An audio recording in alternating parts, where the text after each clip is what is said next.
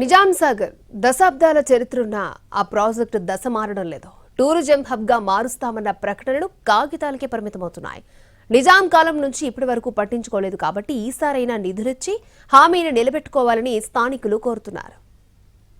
ఉమ్మడి నిజామాబాద్ వరప్రధానిగా గుర్తింపు పొందిన నిజాం సాగర్ ప్రాజెక్టు పర్యాటక అభివృద్ధికి నోచుకోవడం లేదు.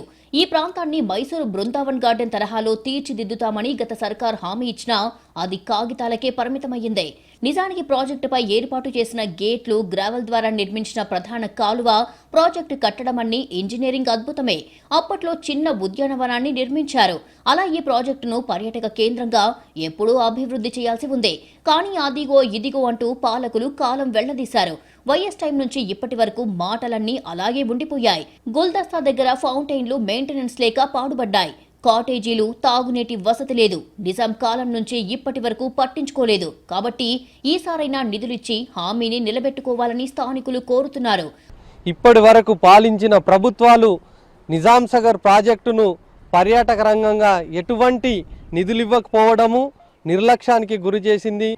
పర్యాటక శాఖ మంత్రులు జూపల్లి గారు అది మనం కామారెడ్డి జిల్లాకు ఇన్ఛార్జిగా ఉన్నారు కాబట్టి ఈసారైనా నిజాం సాగర్ ప్రాజెక్టును పట్టించుకొని పర్యాటక రంగంలో అభివృద్ధి చేయాలని ఈ యొక్క ప్రాజెక్టు ప్రాంత వాసులుగా కోరుకోవడం జరుగుతుంది.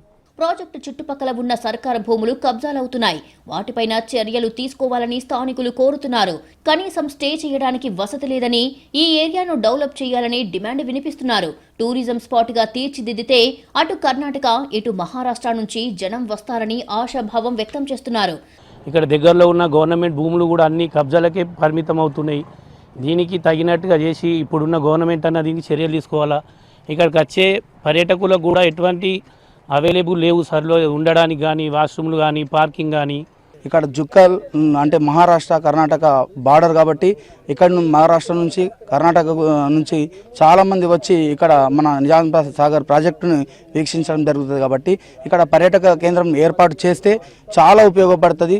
అయితే కాంగ్రెస్ అధికారంలోకి వచ్చాక మరోసారి నిజాం సాగర్ టూరిజం అంశం తెరపైకి వచ్చింది.